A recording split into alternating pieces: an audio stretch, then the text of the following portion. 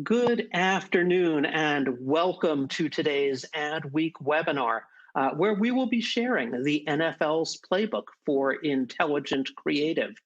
Uh, and our webinar today is being sponsored by VidMob. I'm Stuart File, Vice President of Branded Content at Adweek, and I'm going to be your host for today's webinar. Before we begin, I just want to take a few minutes here and make sure that I can do the housekeeping, right? Make sure everybody knows what to expect from our webinar and also that everybody is familiar with the various features of our platform. Our presentation should go somewhere in the 30 to 35-minute range. Afterwards, we're going to have plenty of time for audience questions. So if at any point during our presentation, if you have a question for our speakers, just simply use the question tool that you should see on your screen, probably right now underneath the video window where you're seeing me. So use that to submit your questions. And again, following our live presentation, we're going to take some questions from the audience. It's not too late to invite your colleagues to join us today. And well, we'd love it if they would. About 15 minutes ago, we sent you a final reminder email for today's webinar. In there, you're going to find a link to the registration page. So grab that link, send it off to your colleagues. They still have lots of time to register, come on in and join us live. But if they can't make it live, today's webinar is being recorded. It will be available on demand, and we're going to send a link to that on-demand recording to all of our registered users, whether you attend or not, later this afternoon. So check your email about 3:30, 4 o'clock Eastern time. It should show up in your inbox. And certainly feel free to share that link with your colleagues as well. We will have a brief slide presentation as part of our presentation today, although much of this is going to be conversation between our hosts at VidMob and our representative from the NFL. But if you want a copy of the slides, we'd love to make those available, and you're going to find them in Event Resources. And you should see that tab as well near where you see the question tool. So go on in there at any point. You can get a PDF of today's deck. I also want to point out we do have a brief survey that will pop up at the end of today's webinar. So we'd really appreciate it if when you leave, if you could take 30 seconds and answer the 3 or 4 questions that are in there. It shouldn't take you more than 15, 30 seconds to do that. Just really helpful in sort of getting a handle on what our audience thinks of things as they go forward. Lastly, I just want to remind everyone to please check out the Adweek webinar calendar, www.adweek.com/webinars with an S. Full calendar of webinars. You've probably heard me say this if you've attended any of our webinars in the past. Again, we've got 2 this week, 3 next week. We've got one the week of Thanksgiving, and then in those first weeks of December, we're doing pretty much 3 every week. So see what's coming up, sign up for an upcoming webinar, check out the entire archive of on-demand webinars in there as well. That's every webinar we've done over the past 12 months. You'll see one actually as you go back in there from our sponsors today at VidMob. All right, so let's move on to today's webinar, and let me just take a brief moment here and introduce our speakers. From our sponsors at VidMob, we are very happy to be joined by Alex Collmer. Alex is the CEO and the founder of VidMob. He founded the company back in 2015, VidMob being, of course, a platform for intelligent creative. It's raised more than $100 million in that time. It counts many of the world's leading brands and agencies among its clients. And so Alex is going to, be here and driving both the presentation and the interview. And when we have that interview time and conversation, he's going to be talking with Josh Rabenovets. Excuse me. I'm always going to mispronounce that, Rabenovets. Josh is the VP of Marketing Strategy, Performance, and Technology over at the NFL, really overseeing performance marketing for the league. He's an accomplished brand and product leader with a reputation for creativity and creatively architecting disruptive growth strategies with past work again at EA, Disney, and PepsiCo. So without further ado, let me go through my controls here and bring Alex up on screen to begin our webinar today. Welcome, Alex. Nice to have you here. Stuart, thank you for having me. I appreciate it. So why don't we jump here? So, and thanks to everyone in the audience who's decided to join us. I know we're all busy. This is an incredibly busy time of year, but this is, I think one of the more exciting and interesting conversations that I've had in a while. And so I know we're all excited to dive into what specifically the NFL is doing and how they're using data to drive their creativity. But because the concept of intelligent creativity is such a new thing, I do think it's worthwhile to sort of go through a bit of background slides as quickly as possible to sort of understand sort of what's happening, what's setting the stage for this as a possible technology, and then we can dive into the conversation with Josh, which I know I'm really excited for. So behind the scenes, I think this is true for all of us. Just marketing, communicating in general is getting more complicated as we look to communicate across an ever-expanding array of platforms, formats, geographies, et cetera. And really everyone we talk to is sort of struggling with the scale needs and the data needs of this environment. And behind that, the market has responded. There are obviously hundreds, even thousands of sort of ad tech platforms that have been built to help with that transition. But for the most part, they tend to focus on using technology to sort of dynamically adjust targeting parameters, audience segmentation, et cetera. Same on budgeting, dynamically moving and allocating budget across different platforms as their performance changes. But the overwhelming driver of performance, the creative side, is still largely uninfluenced by data and sort of unimpacted by technology. And that's really sort of where the crux of what we're doing with the NFL is and where this conversation is going to be focused.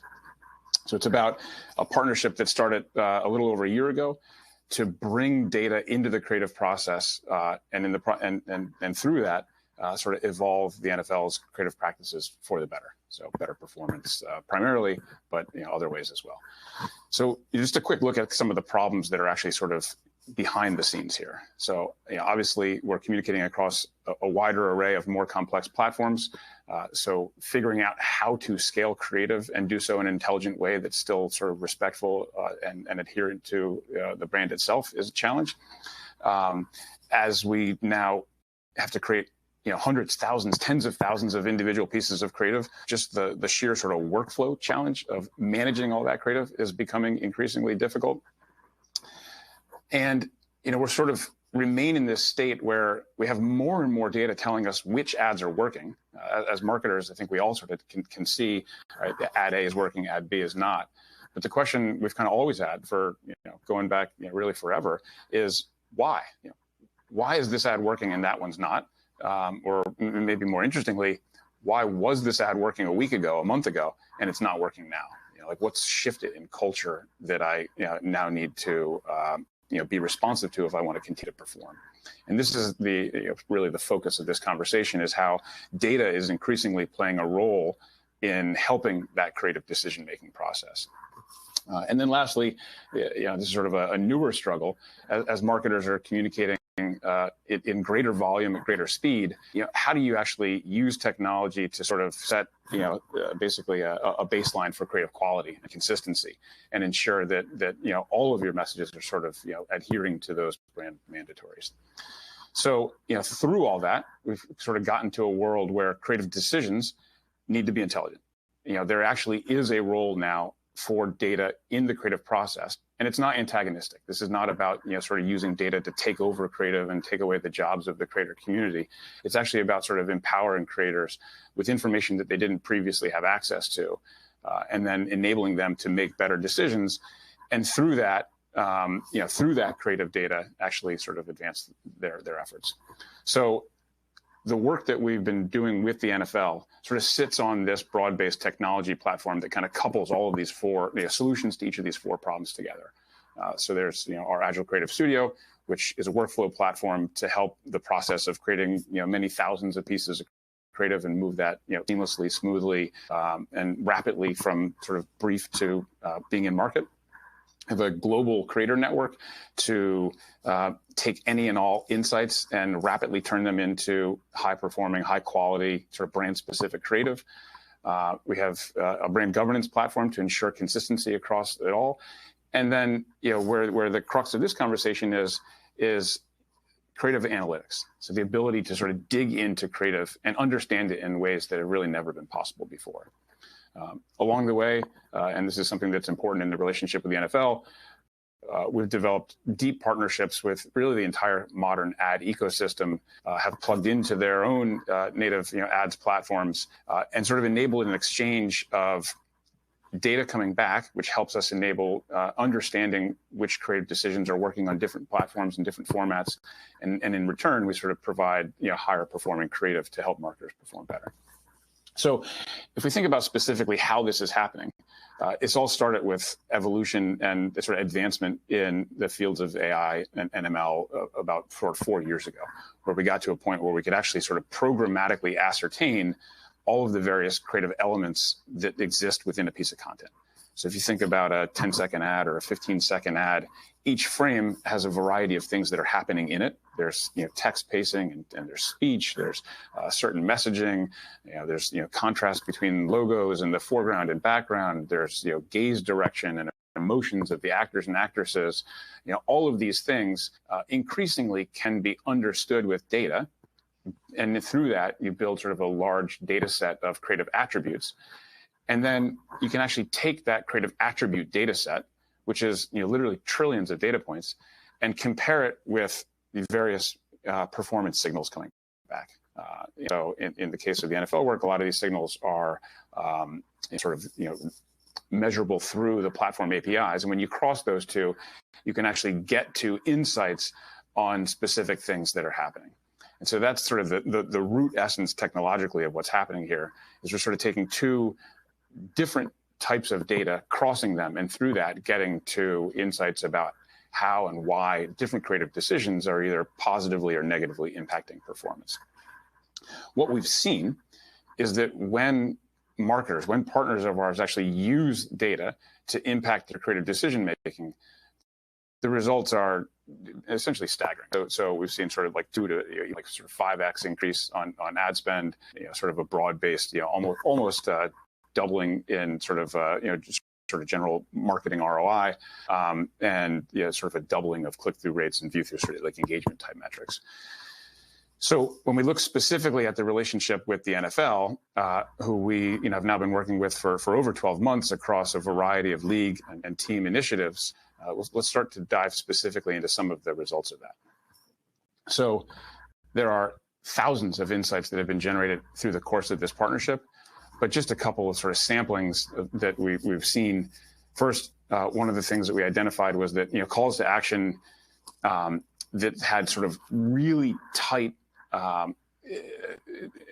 messaging on the first frame drove up more than a 40% increase in click-through rates across as compared to sort of longer CTAs. So definitely something that makes a lot of sense logically, but when we sort of saw this, it enabled us to take a much more focused approach on CTAs itself. Second, one of the things we saw was that placing logos in the corner that sort of immediately, like first frame viewable, had a real impact. And I think that it sort of helps people ascertain and determine sort of what the content is and what they're seeing, and help them sort of package and understand how they should respond to that as they get into the actual content itself. And then, lastly, this other sort of sample insight here is the idea that sort of framing people.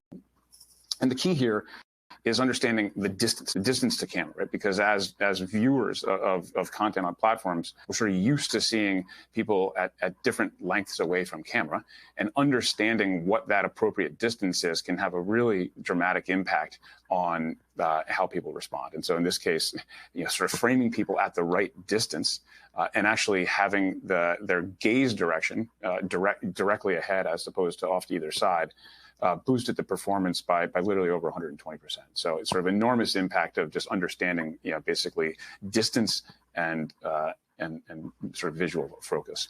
So what this does then is we created a process with the NFL team that sort of got to building what essentially is like a rapid learning loop, where we're sort of driving and generating new, sort of data-driven hypotheses, and then rapidly responding with new data-informed creative made by people. So it's able to adhere to all the NFL's brand parameters, be sort of highest quality creative, but with insights that are sort of informed by what we're seeing, and then respond like literally a couple days later with brand new creative based on that, see the impact in real time, and move forward. And what we did when we applied this process, what we saw was that the work that was produced, and this is just an example for NFL app itself, more than 300% increase in 3-second view-through rate, and more than 700% increase in completion rate. And this is, I think, one of the things that's really worth understanding is that the numbers that we're seeing across the board with everything we're doing with the NFL and with other clients are just incredibly dramatic. And I think a big part of this is because, frankly, creative has never been looked at through this lens. We've spent almost all of our attention as an industry focusing on the smaller levers. And so now, creative represents one of this enormous opportunity for folks who build the right data system dive in.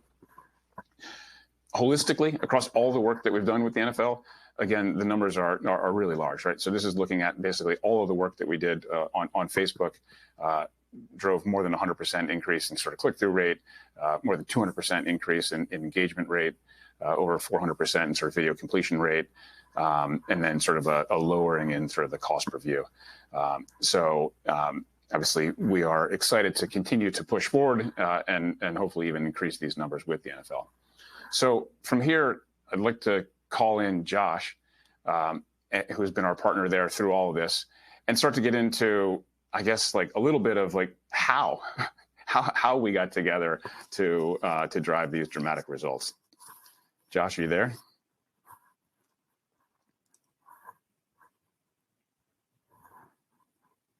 I am here. You guys hear me?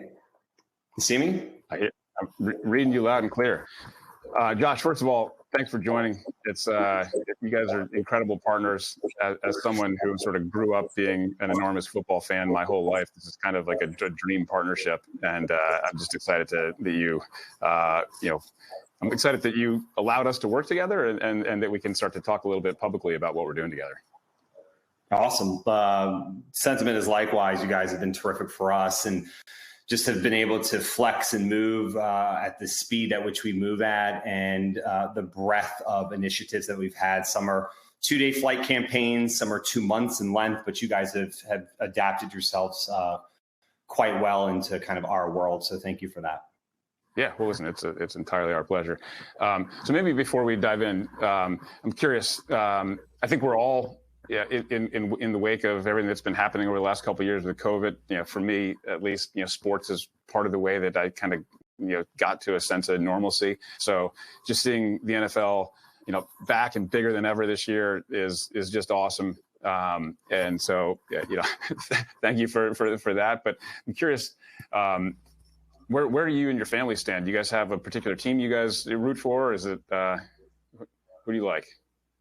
Well, we're the quintessential red zone family. We are all displaced. My wife's from New York and is a big Jets fan. I'm from Washington, so I'm a Washington fan. But I also root for the Ravens as well, because I was on the Maryland side. And so midway through my childhood, the Ravens came to town. And then my young kids, the boys, we're currently living in Florida and have become just diehard Bucs fans, and their love for Tom Brady, like many. So we root for 3, sometimes 4 teams on a given weekend, and consume a lot of football. But it's been a great year. The quality of the games, the closeness of the games has been stellar. And, just the stars of the game today have just really elevated and delivered this year. It sounds like you're a perfect family for the red zone. Definitely, we sort of fall in the same bucket on my end. I actually grew up outside of Washington in Greenbelt, Maryland, and one of my more sort of formative memories as a sports fan is watching John Riggins trailing multiple Dolphins defenders, dragging them along, and I guess it's been like early '80s. But for me, that was just like sort of, when sports really sort of took root, and I was hooked forever. So let's maybe start before we get into the actual sort of technical aspects of what we're doing together. I feel like different marketers care about different things. So maybe it'd be useful to just start by kind of a little quick discussion of sort of what the NFL's key marketing goals are, and maybe some of the big priorities that you set out for this season. Yeah, I mean, I think if you boil it down to really three things that we attempted to do this year, across many different initiatives. But the first is welcoming back fans to the stadiums. Obviously, last year was an anomaly for many of us across many different industries. And, being that our core product is live entertainment, to not have the fans really took a lot of the energy out, both for the viewer, but also for the players. And so to be able to usher them and welcome them back in a safe way was absolutely critical, getting them excited and letting them know the protocols that were in place to keep everybody, like I said, safe and healthy.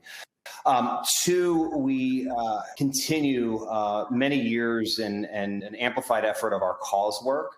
And the NFL, just given the great scale and reach and the top of mind nature that it is, we just have a real responsibility to bring communities together. So everything that we've done this year, regardless of the cause or the initiative that we've been aiming to do, whether it's social justice or My Cause, My Cleats or Salute to Service this past week, all of those initiatives are really meant to bring us together as Americans. And so we've worked really, really hard to do that week in and week out. And then finally, deepening engagement with our fans. We have such a diverse mix of fans across the country, really reflective of the makeup of the United States in terms of the population. So we have a lot of different fans to serve. But we've been particularly focused on not only welcoming fans back that have been with us for decades, but those emerging fans, younger fans, teenagers, our Latinx fans, females in particular. So they consume the game and the brand in a very different way than generations before them in many cases. And as a result, we are adapting the way in which we build our relationships and drive engagement in many ways on their terms. Yeah, so I think that like the idea of emergent fans is really sort of fascinating. So how do you approach that differently than other marketing efforts? First and foremost is really meeting them on their terms, as I had just mentioned. Way in which they consume the game is extremely different from generations before them. Streaming obviously is a big component of that. Digital experiences, community sharings, platforms and such, as we're all quite aware of, and many of us all use them, just change the game in terms of how we market, how we engage, and the way in which we distribute our content.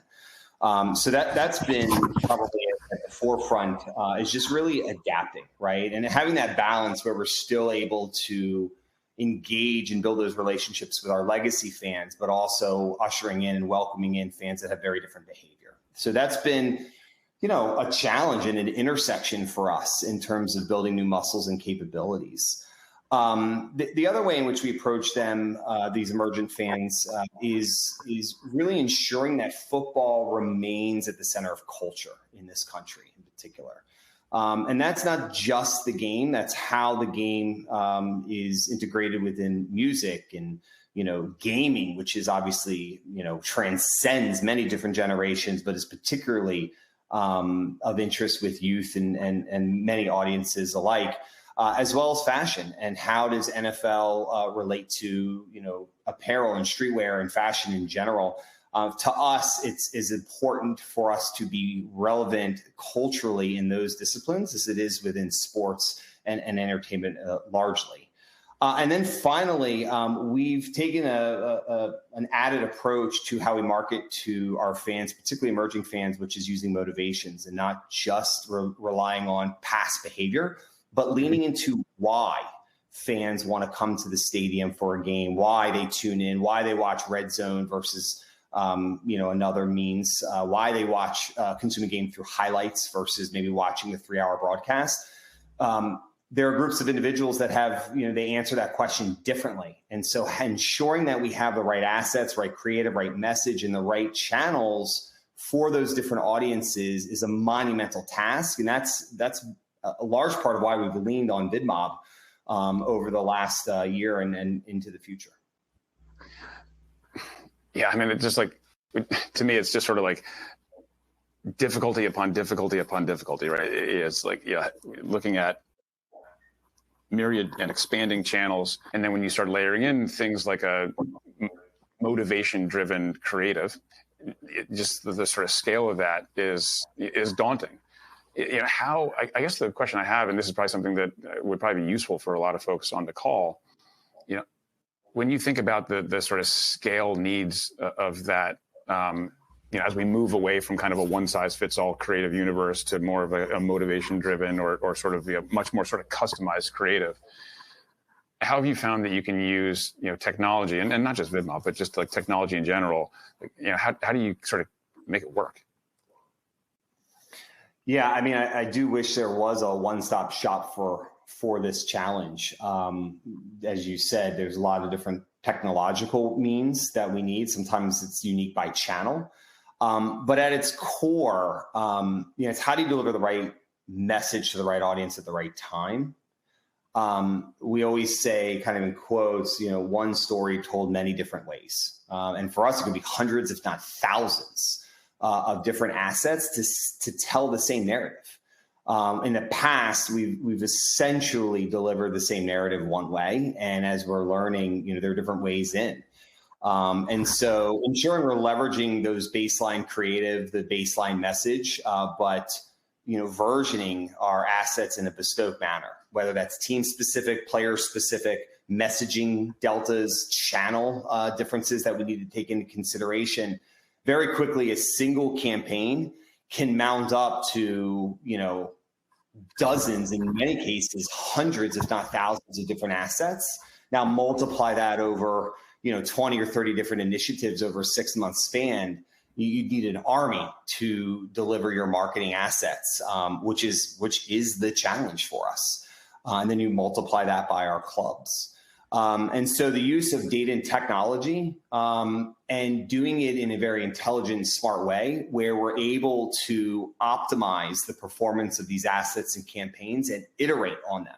So it's not just a set and forget or traffic those assets, but it's understanding in real time what is happening and then being able to pivot or iterate those assets and getting new assets that are optimized for a given campaign in the channel mid-flight of a campaign is absolutely critical. And in the past, we just haven't done that. And so we're building the blocks and the muscles to be able to do that. But again, to your point, it takes a village to do this. Yeah, I mean, so it's really interesting, like, just listening to you talk, and I think this is sort of why you guys are such leaders in this space. But like, like you're talking about data, you're talking about sort of data and sort of technology and creativity in essentially the same breath. And like that's not how so many people think, right? Like the reality is we're sort of in an industry that 25 years ago just pulled apart kind of forever, creative agencies and sort of the media on the other side. And we sort of see that rippling through the whole industry where Adobe, one of our investors, has the Creative Cloud and the Marketing Cloud. It's like always separate everywhere. And I think like your approach where you're sort of thinking of creativity and technology in the same breath as an integrated thing is I think really, it's actually surprisingly forward-looking. How do you guys do it, and how do you sort of think internally about how you can kind of leverage these both together to kind of modernize the creative process? Yeah, it's a big question. In its most simplest and basic form, we've tried to pivot the organization, particularly the marketing organization, but even our cross-functional partners, from more of an organizational view that's vertically oriented to one that has a fan-centric view, really thinking about fan journeys. At the core of that is segmentation and being able to target fans and then creating those assets and those messages accordingly, as we mentioned earlier.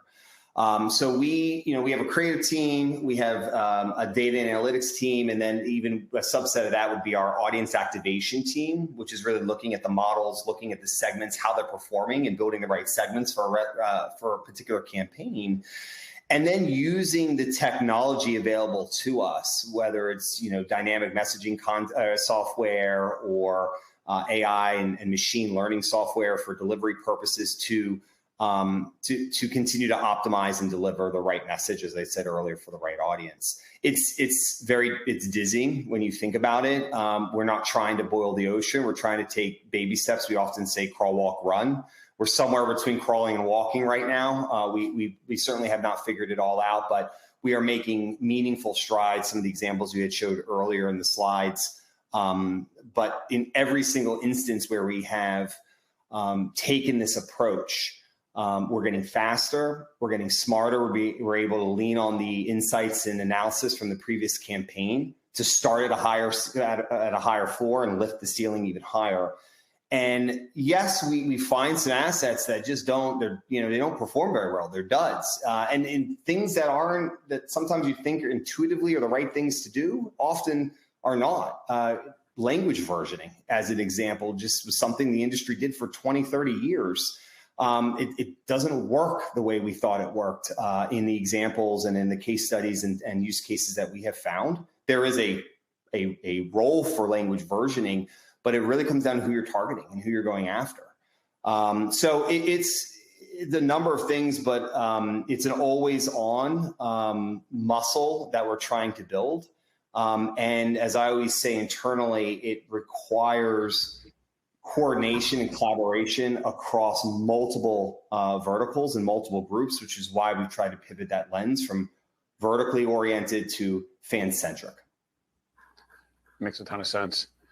So, we've been on, sort of a journey together to kind of build the data systems and really sort of make creative intelligence, essentially kind of a new kind of first-party data for the NFL, and get to this idea where, every piece of creative is a learning vehicle.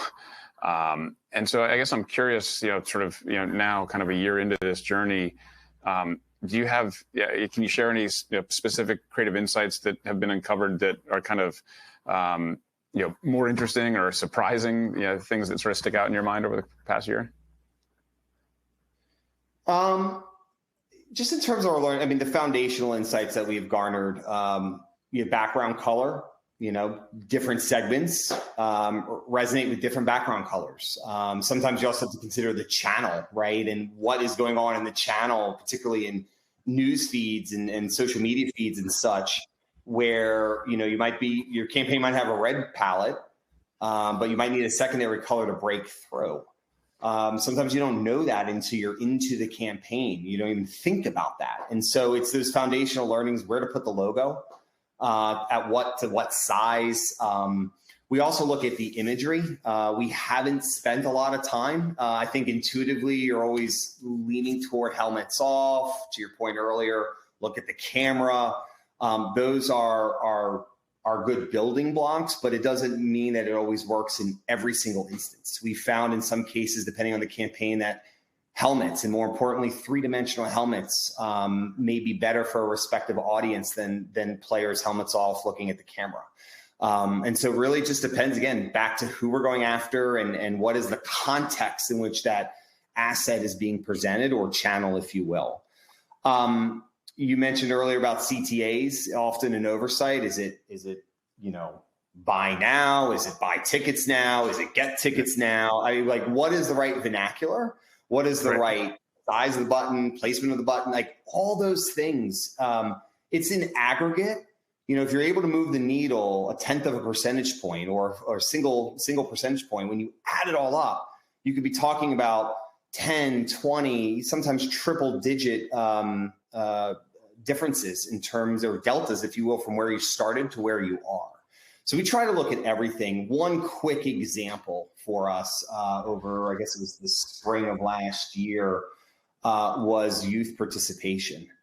And we did a lot of research with our insights team on just in this space in general. And what we found was parents and kids had very different expectations and motivations for participation. And the why often came down to benefits that were personal to them. Then you add deltas like tackle versus flag and having a version for that. And then even the geographic differences, right? North versus south, this market versus that market relative to team avidity. et cetera, et cetera. All of a sudden, we were up to almost 500 different versions of creative. And then using technology and AI and machine learning and analysis, good old analysis done by some really smart people, we were able to hone in on what was working, what was not. We were able to iterate. And we really found that certain benefits were resonating with certain user groups, whether that was sportsmanship or character building for parents or playing with friends, or building a particular or developing a particular skill set. And so we were able to add more fuel, add more spend to those particular benefits that were working for said audience. And we were able to lift our results exponentially from where we started. That model, that mindset now transfers across everything we do, whether they're cause campaigns and brand campaigns in general, or transactional campaigns, whether it's downloading an app or viewership or purchasing apparel from NFL Shop. Yeah, that makes a ton of sense. So I mean, you talk a lot about sort of optimizing and improving against sort of core metrics that you guys are looking at. And one of the things that I've always noticed is that like everyone has different metrics that they care about. For maybe some of the more sort of performance-driven, kind of in the weeds folks on the call, what are the metrics that you guys care about most specifically and are actually really focused on optimizing against? I mean, in the performance space, we try to keep it very tangible. Obviously, depending on the campaign and what the campaign is set out to do, i.e. a brand campaign, you're trying to move brand health in a specific direction relative to a specific attribute or in total. But when you get into, I think, some of the more transactional spaces, you're looking at, cost per clicks, cost per acquisition. We're looking at ROAS, very traditional stuff. We're also looking a lot now at retention, where analytics is really important to understand what has to happen in the first 3 or 5 seconds to keep somebody there to get to the end card, right? Or do we move the end card to the front in certain instances? Do we hold that up, in the lower third kind of, or in a button throughout? Because if somebody hasn't gotten through the video ad, as an example, they're never going to know what to do. And because we're so trained to put that call to action at the end. And so, again, we're using a lot of the traditional metrics, but we're starting to add more to our arsenal and really look at completion when it comes to video, because that is essential in getting you to a click or getting you to a higher ROAS, if you will. Yeah, no, makes a lot of sense. So one of the analysts that I sort of paid a lot of attention to recently is a Forrester analyst, a guy named Jay Patisol, who's sort of written a fair amount about kind of like this rise of intelligent creativity. And one of the things that he's touched on a few times is this kind of like inherent tension between human creativity and technology. And it's a theme that I've heard literally since I started the company. And it's part of the reason why we were so focused from the beginning of like making sure that VidMob was known as a technology platform sort of built to empower and augment the human creator. But I'm curious, like from your perspective, what do you think about the role of data in the creative process? Does it belong? Where do you kind of line up on this? Well, first of all, I hope machines do not replace us entirely, because that would be a really big bummer for many of us. I think it's a balance, right? I'm a big believer in that concept.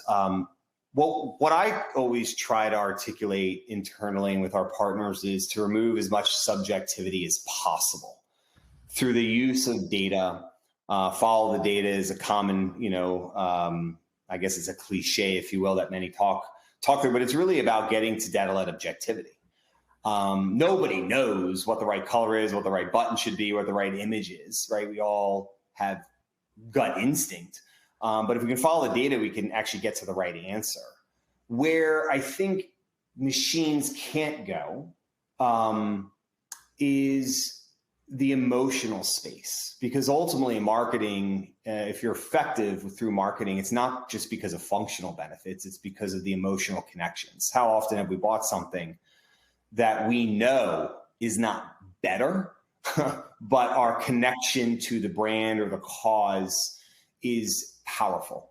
And that last I checked, cannot be duplicated or replicated through machines. And that's, I think, the power and the human element is really the emotional, the deep emotional relevance that needs to come through in any form of marketing or content. So I think for that reason, again, it's balance. We often start with the creatives, with the humans, and then we try to hone and make sharper and, for lack of a better word, better by using machine. I think we are totally aligned on that. It's probably not surprising that it's led to such a great partnership between our two companies. For me, I think it's definitely an answer of both, right? Ultimately, I wouldn't feel very good if we were trying to build a technology platform that was going to, sort of remove the creative endeavor from marketing. But I don't think that's possible anyway. And clearly what we're seeing here is that when you come at it from a both approach, the results can be pretty powerful. So I see a bunch of questions coming in from the audience. Maybe we should, Stuart, if you're there, maybe we turn it over and start taking some questions from the audience. And I'm here. So yes, we have a bunch of questions coming in, but Alex and Josh, thank you both. Really interesting conversation. Certainly so much to cover here. I do want to invite our audience, if you have a question for our speakers, simply use the question tool you see there on your screen. We're going to get to as many as we can over the next 10 minutes or so. So please submit your question. If we don't get a chance to get to your question, we always do forward all the questions over to our sponsors. So there is always the opportunity for an offline response. Before we get into these questions, just two quick reminders to our audience. First off, today's webinar has been recorded. It's going to be available on demand. We're going to send you a link to that on-demand recording. So check your email, 3:30, 4 o'clock today. You're going to get that link. Share it with your colleagues. Better yet, have your colleagues register. We will send them that link directly. There were some slides that Alex shared up at the start of this presentation, and we always like to make those slides available. So if you want a PDF of the deck that was shared, you can find it right now in Event Resources. You should see that tab on your screen as well. Let's get to some of these questions, gentlemen, so we can keep ourselves going here. And Alex, I just want to sort of start off with you, which is, you showed, obviously you had your, the badge slide, all the different platforms where intelligent creative is being used. Are there some channels or formats that are better suited to intelligent creative than others? I mean, my gut tells me, obviously, we talk a lot, and a lot of the examples you shared were related to social, right? Showing up in the news feed, things like that. But I would gather it's much broader than simply a social execution. Oh, it's a great question. So I think it is much broader, and I think it's also really impacted by things that are happening more broadly in the world. We see the recent changes in the privacy landscape with iOS 14 and 15. We obviously are moving towards the impending demise of cookies. And I think what this all means is we're moving further and further towards a world where sort of the targeting crutch that we've been sort of leaning on for a while, could very well lose some of its efficacy. And I think what we're sort of hearing around the board is that it just means that creative is going to have to work harder, and we're going to have to get smarter about creative generally. So the social and kind of walled garden channels are obviously like very easy places to start because they have such direct data back on behavior. Obviously, commerce has been going through an explosion, throughout COVID, and I don't expect that to slow down anytime. But also, this applies equally well in the sort of open web environment, and increasingly in the OTT universe. So, what we're doing there is starting to form other sort of third-party data partnerships to get into offline sales data and brand metrics and other things to enable that to be slightly different in terms of some of the metrics like Josh was talking about earlier, but the idea of sort of using data to understand how specific creative decisions are driving any metric, brand favorability, purchases in stores, it's going to apply everywhere, and we're increasingly working with clients on a holistic kind of all digital marketing basis, not just the social channels. Josh, one of the things that you talked about, obviously, in the discussion of metrics, right? You were talking a lot about attention metrics when doing things related to video. Obviously, you're looking at things like completion rates or how far in and stuff like that. But, a lot of ads these that really are looking at engagement rates. Can you give a sense of engagement metrics? Is that something that you measure? Do you really sort of understand how someone is actually using it, and is that really critical to your analysis as you go forward? When I define engagement, it's what you know. For example, we know when somebody shares something, we know when they click, we know when they completion, as I previously mentioned, and all the things that kind of are very, very measurable. And so we use that when I say engagement. That's a broad definition, and we hone in depending on the campaign initiative. What I think is really an interesting space, and I know you can do this in controlled environments, but more out in the open at scale, is how does somebody actually engage? Like, what are they looking at specifically? Are they looking at a full piece of creative, top to bottom, left to right? Are they looking at a video in entirety, or are they being sidetracked as that video is playing? I mean, as a marketer, that's kind of the nerdy stuff I hope the industry can solve for in the near future. But I think that's the black hole right now, particularly as we think of multitasking and how oftentimes we're not fully attentive when we're scrolling through something or viewing something. Mm-hmm. Got it. Alex, let's talk. I mean, one of the things that when we're looking at this sort of intelligent creative approach is we're talking a lot about like a volume of assets that are out there. First off, what do we need to be thinking in terms of understanding, like, are there costs involved with taking a more intelligent creative approach? But more important, are there other things that you also need to be considering if you're doing this, right? It's not like you're going to necessarily have a room full of people sitting there and quickly redesigning ads. You ultimately have to look at I mean, are we looking at things where digital asset management has to be incorporated, or what would you recommend as people are taking this sort of more intelligent creative approach to sort of really understand, the costs ultimately involved, or the resources that are really needed?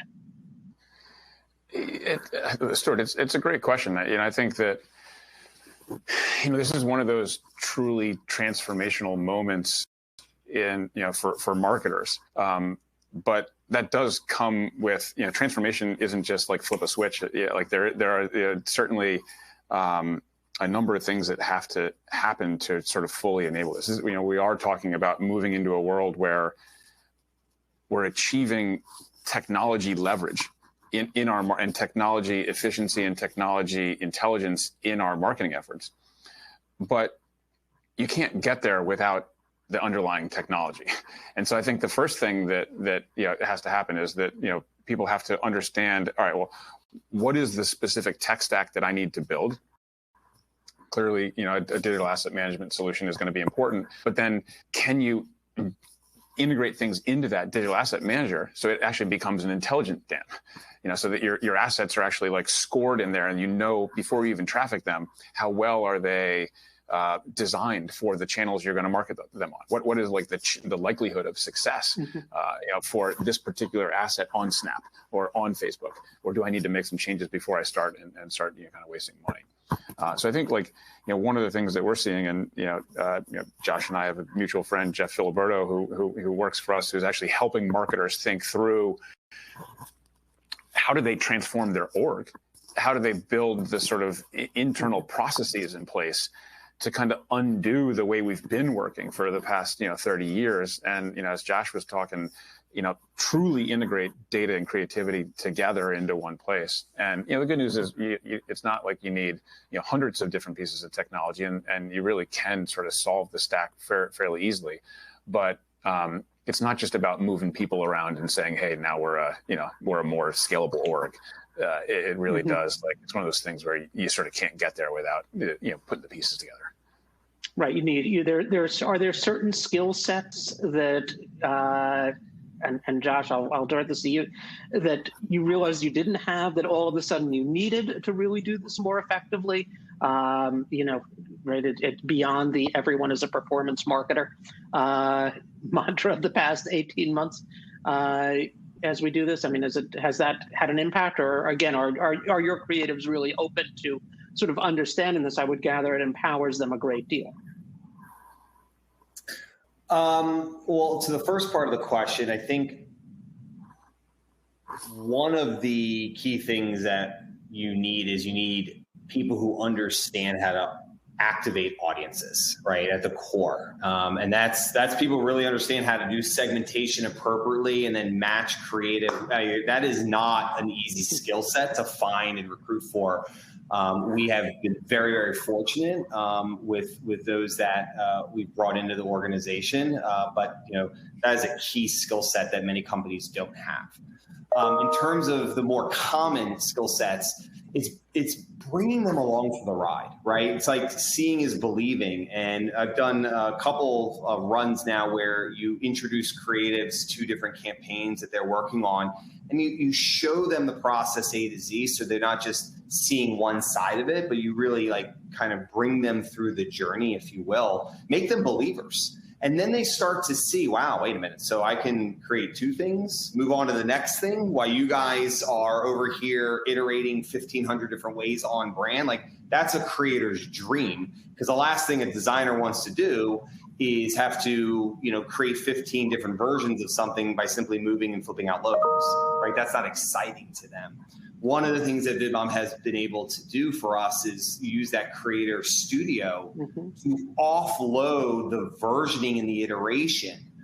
So our creators come in early and they stay kind of in shotgun with us while VidMob then takes over the iterative process. We could not get to that level of efficiency or scale on our own, not certainly today. And even as you look into the future, again, you need an army to do that. And so they found a way to make that very efficient for us. Stuart, can I add one point? Because I think there is actually a new role that's being created here as well. Because this is both about sort of impacting existing roles, but also what we've seen is that there is, there's a need for this sort of new role of a strategic creative analyst. Ultimately, creative analytics is going to come back, and if you literally just leave it to a machine, the machine's going to tell you red's better than blue. Put the helmet in the first second. And ultimately, those are sort of interesting, but they're not terribly valuable insights. And what a human can do, though, when presented with that sort of large data set and look at it strategically and actually get to more strategic insights, that's where sort of the true value unlock is. And so I think what we're going to see, and this is something we're working on with a number of our agency partners, and is we're going to see the rise of a new role that's going to have many thousands of people in this field of it's sort of strategic sort of creative analyst, and that's something that we're excited about. And one more thing, Stuart, Alex. The idea that we have performance marketers over here and brand marketers over there is. You guys still there? Okay. Yeah. Is, I think, an old way of thinking about where we're going. The dependencies on having the right message for the right audience, the analytics that's involved, the systems that it takes, we really are, I think, going to see a convergence of these two areas. And brand marketers are going to become performance marketers, and hopefully performance marketers become brand marketers, and we just get back to being great marketers. And that's left brain and right brain. We're not there yet. We've been doing a lot of incubating in this space on the performance side, and now we're trying to bring it over to the brand side. Ultimately, in the future, we don't need to incubate. We don't need to incubate this because our brand partners are in very many ways leading the way. We'll work on some new things, but I think the convergence is going to be critical here. Got it. Alex and Josh, I want to thank you both. We are, unfortunately, would love to keep going on this conversation. We've run out of time. So again, thank you both. Again, really great conversation and presentation, and also for taking some time to answer some of these questions that have been coming in from the audience. To our audience, I just want to give you a couple other final reminders here. Again, check your email. You're getting the link to the on-demand version. Go on into event resources, copy of the deck. When you leave, you're going to get a quick survey. Please take 30 seconds. Just answer the 3 or 4 questions that are in there. Really appreciate that. Adweek.com/webinars, our webinar calendar. Check it out. Sign up for an upcoming webinar. See the archive of on-demand webinars. So again, let me thank our sponsors from VidMob and our speakers today. Thank our audience for taking time out of your busy day, and we look forward to seeing everyone at an upcoming Adweek webinar. Thank you all.